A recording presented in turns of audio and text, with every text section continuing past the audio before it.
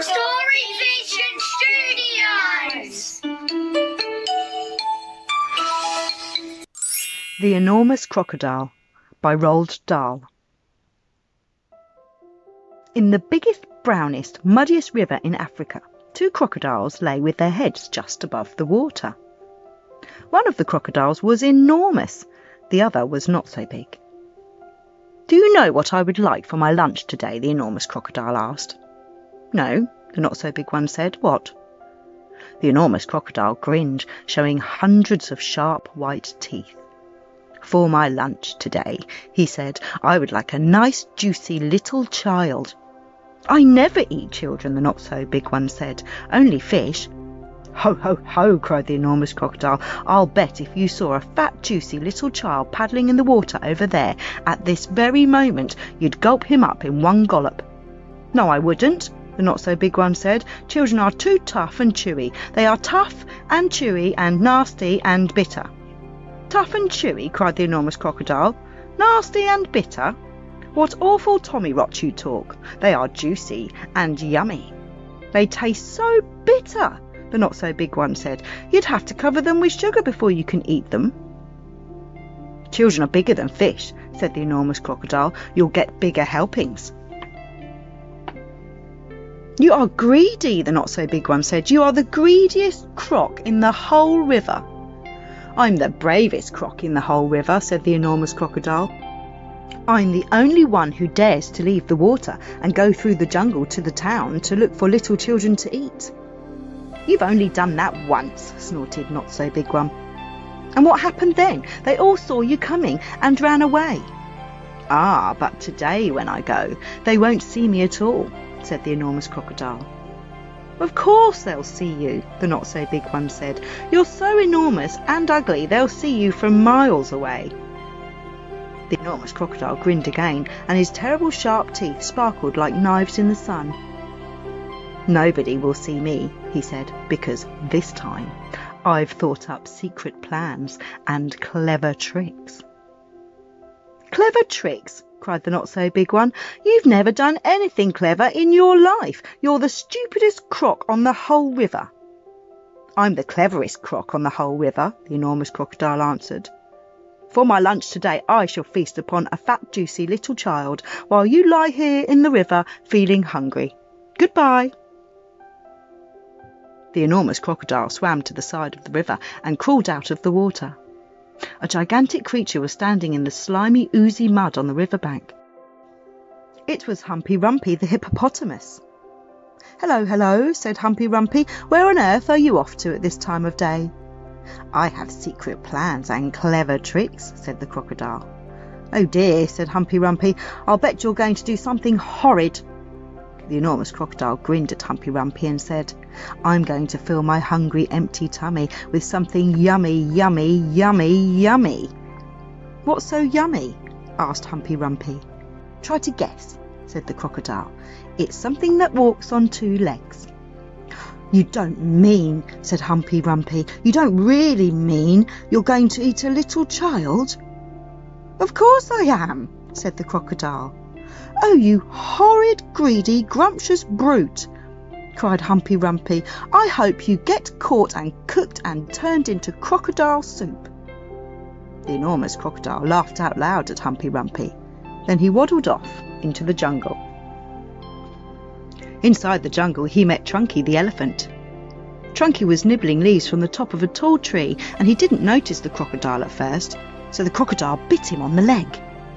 "Ow!" said Trunky in his big, deep voice. "Who did that?" "Oh, it's you, is it, you beastly crocodile? Why don't you go back to the big, brown, muddy river where you belong?" "I have secret plans and clever tricks," said the crocodile. "You mean you've nasty plans and nasty tricks," said Trunky. "You've never done a nice thing in your life." The enormous crocodile grinned up at Trunky and said, "I'm off to find a yummy child for lunch. Keep listening and you'll hear the bones go crunch." "Oh, you wicked, beastly beast," cried Trunky. "Oh, you foul and filthy fiend. I hope you get squashed and squished and squizzled and boiled up into crocodile stew." The enormous crocodile laughed out loud and disappeared into the thick jungle. A bit further on he met Mugglewump the monkey. Mugglewump was sitting in a tree eating nuts. "Hello, Crocky," said Mugglewump. "What are you up to now?" "I have secret plans and clever tricks," said the crocodile. "Would you like some nuts?" asked Mugglewump. "I have better things to eat than nuts," sniffed the crocodile. "I didn't think there was anything better than nuts," said Mugglewump. "Aha," said the enormous crocodile. "The sort of things that I'm going to eat have fingers, toenails, arms and legs and feet." Mugglewump went pale and began to shake all over. "You aren't really going to gobble up a little child, are you?" he said. "Of course I am," said the crocodile. "Clothes and all. They taste better with the clothes on." "Oh, you horrid, hoggish croc," cried Mugglewump. "You slimy creature. I hope the buttons and buckles all stick in your throat and choke you to death." The crocodile grinned up at Mugglewump and said, "I eat monkeys too." And quick as a flash, with one bite of his huge jaws, he bit through the tree that Mugglewump was sitting in, and down it came. But just in time, Mugglewump jumped into the next tree and swung away through the branches. A bit further on, the enormous crocodile met the roly-poly bird. The roly-poly bird was building a nest in an orange tree. "Hello there, enormous crocodile," sang the roly-poly bird. "We don't often see you up here in the jungle." "Ah," said the crocodile, "I have secret plans and clever tricks." "I hope it's not something nasty," sang the roly-poly bird. "Nasty?" cried the crocodile. "Of course it's not nasty. It's delicious. It's luscious, it's super, it's muscious, it's duper. It's better than rotten old fish. You mash it and munch it, you chew it and crunch it. It's lovely to hear it go squish." "It must be berries," sang the roly-poly bird. "Berries are my favourite food in the world. Is it raspberries, perhaps? Or could it be strawberries?" The enormous crocodile laughed so much his teeth rattled together like pennies in a money box. "Crocodiles don't eat berries," he said. "We eat little boys and girls, and sometimes we eat roly-poly birds as well." Very quickly the crocodile reached up and snapped his jaws at the roly-poly bird. He just missed the bird, but he managed to catch hold of the long, beautiful feathers in its tail. The roly-poly bird gave a shriek of terror and shot straight up into the air, leaving its tail feathers behind in the enormous crocodile's mouth. At last, the enormous crocodile came out of the other side of the jungle into the sunshine. He could see the town not far away. "Ho, ho," he said, talking aloud to himself. "Ha, ha, that walk through the jungle has made me hungrier than ever. One child isn't going to be nearly enough for me today. I won't be full up until I've eaten at least 3 juicy little children." He started to creep forwards towards the town. The enormous crocodile crept over to a place where there was a lot of coconut trees. He knew that the children from the town often came here looking for coconuts. The trees were too tall for them to climb, but there were always some coconuts on the ground that had fallen down. The enormous crocodile quickly collected all the coconuts that were lying on the ground. He also gathered together several fallen branches. "Now for clever trick number 1, he whispered to himself. "It won't be long before I'm eating the first part of my lunch." He took all the coconut branches and held them between his teeth. He grasped the coconuts in his front paws. Then he stood straight up in the air, balancing himself on his tail.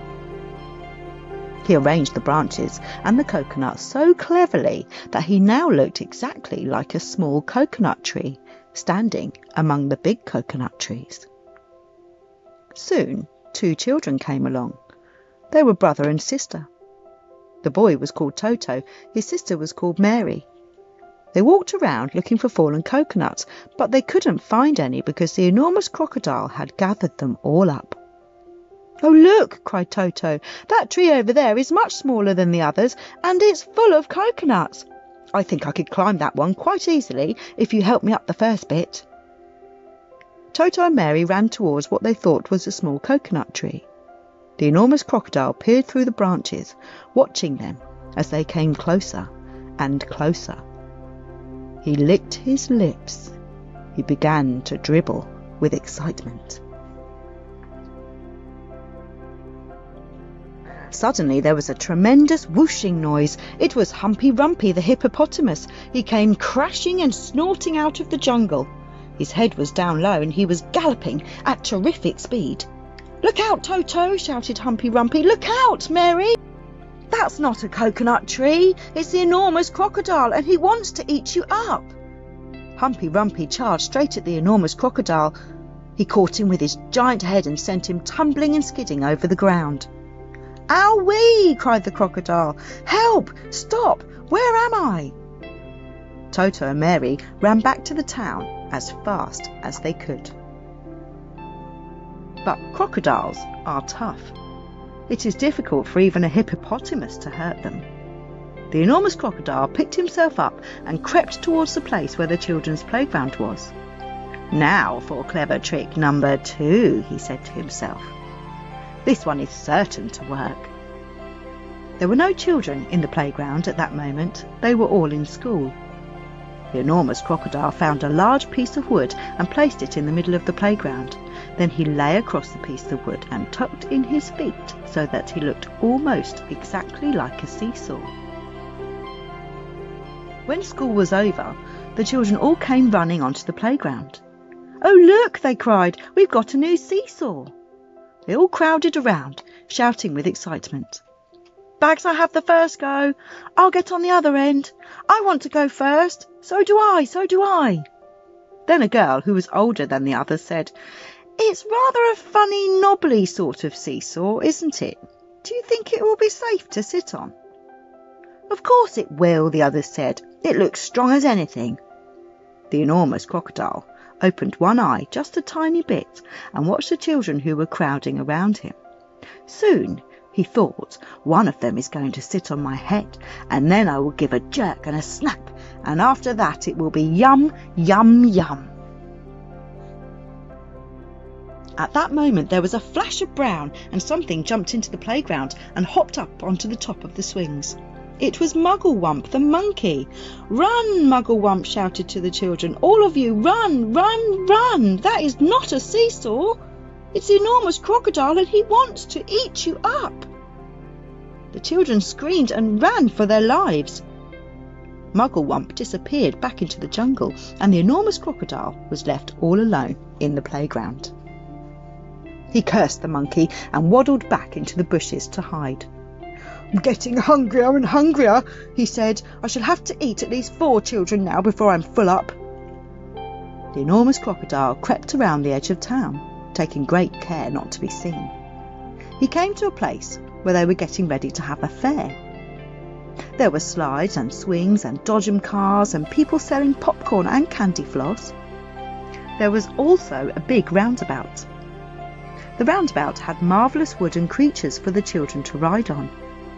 There were white horses and lions and tigers and mermaids with fishes' tails and fearsome dragons with red tongues sticking out of their mouths. "Now for clever trick number 3, said the enormous crocodile, licking his lips. When no one was looking, he crept up onto the roundabout and put himself between a wooden lion and a fearsome dragon. He sat up a bit on his back legs and he kept very still. He looked exactly like a wooden crocodile on the roundabout.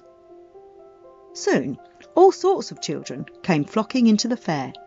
Several of them ran towards the roundabout. They were very excited. "I'm going to ride on a dragon," cried one. "I'm going on a lovely white horse," cried another. "I'm going on a lion," cried a third one. And one little girl, whose name was Jill, said, "I'm going to ride on that funny old wooden crocodile." The enormous crocodile kept very still, but he could see the girl coming towards him. "Yummy, yum, yum," he thought. "I'll gulp her up easily in one gollop." Suddenly, there was a swish and a swoosh, and something came swishing and swooshing out of the sky. It was the roly-poly bird. He flew round and round the roundabout singing, "Look out, Jill! Look out! Look out! Don't ride on that crocodile!" Jill stopped and looked up. "That's not a wooden crocodile," sang the roly-poly bird. "It's a real one. It's the enormous crocodile from the river, and he wants to eat you up." Jill turned and ran. So did all the other children. Even the man who was working the roundabout jumped off it and ran away as fast as he could. The enormous crocodile cursed the roly-poly bird and waddled back into the bushes to hide. "I'm so hungry now," he said to himself. "I could eat 6 children before I'm full up." Just outside the town there was a pretty little field with trees and bushes all round it. This was called the picnic place. There were several wooden tables and long benches, and people were allowed to go there and have a picnic at any time. The enormous crocodile crept over to the picnic place. There was no one in sight. "Now for clever trick number 4, he whispered to himself. He picked a lovely bunch of flowers and arranged it on one of the tables. From the same table he took away one of the benches and hid it in the bushes. Then he put himself in the place where the bench had been. By tucking his head under his chest and by twisting his tail out of sight, he made himself look very much like a long wooden bench with 4 legs. Soon 2 boys and 2 girls came along carrying baskets of food. They were all from one family, and their mother had said they could go out and have a picnic together. "Which table shall we sit at?" said one.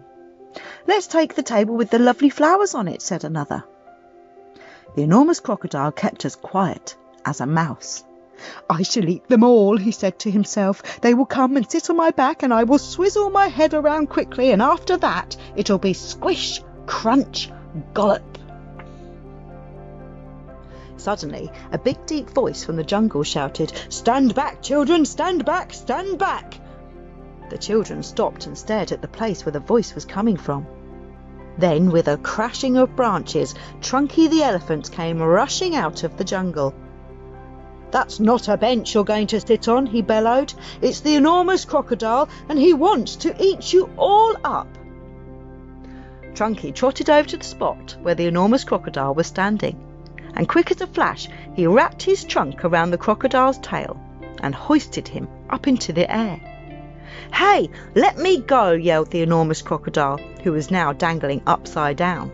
"Let me go! Let me go!" "No," Trunky said, "I will not let you go. We've all had quite enough of your clever tricks." Trunky began to swing the crocodile round and round in the air. At first he swung him slowly. Then he swung him faster and faster and faster and faster still. Soon the enormous crocodile was just a blurry circle going round and round Trunky's head. Suddenly Trunky let go of the crocodile's tail, and the crocodile went shooting high up into the sky like a huge green rocket. Up and up he went, higher and higher, faster and faster. He was going so fast and so high that soon the earth was just a tiny dot miles below. He whizzed on and on. He whizzed far into space. He whizzed past the moon. He whizzed past stars and planets until at last, with the most tremendous bang, the enormous crocodile crashed headfirst into the hot, hot sun, and he was sizzled up like a sausage. The end.